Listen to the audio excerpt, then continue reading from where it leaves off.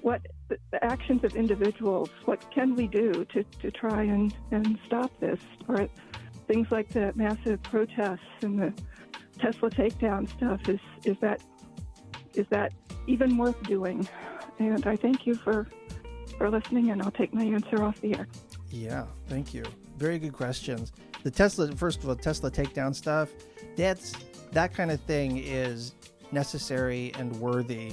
So Arundhati Roy is a public intellectual from India, a voice of conscience. She kind of predicted 20 years ago when she saw the war on terror start that like America was going to end up in this kind of fascist, I don't know, it's a loaded term for people, but like fascist regime, basically. Like she saw that this is where America was headed.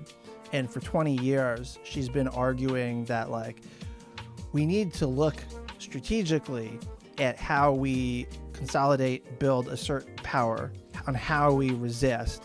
And she was kind of critical of the way America responded to the invasion of Iraq. She was like, it's heartwarming that millions of people poured out onto the streets to say, this is not our war, we're against this war. But she's like, the ruling class does not care. You know, they are not going to respond to those millions of people in the streets. And what she said is like the American tradition of protest has been decoupled from the way protest used to be strategically used by like Gandhi and her version of like when India got independence. She was like, you protest as part of civil disobedience and direct action.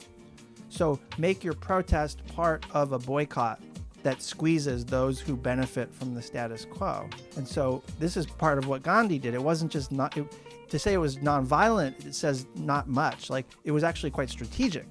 He was trying to get Indians off of British imperial goods, cut off the empire, right? Say, we don't need this. We're going to deny you our labor. So take down Tesla, I think, is one version of that, but it needs to be multiplied times 1,000. And I think ultimately, this is not going to end until people confront MAGA and confront Trump through a general strike. I think that's the logical, it's unthinkable for Americans these days to be part of a general strike, but that's people power.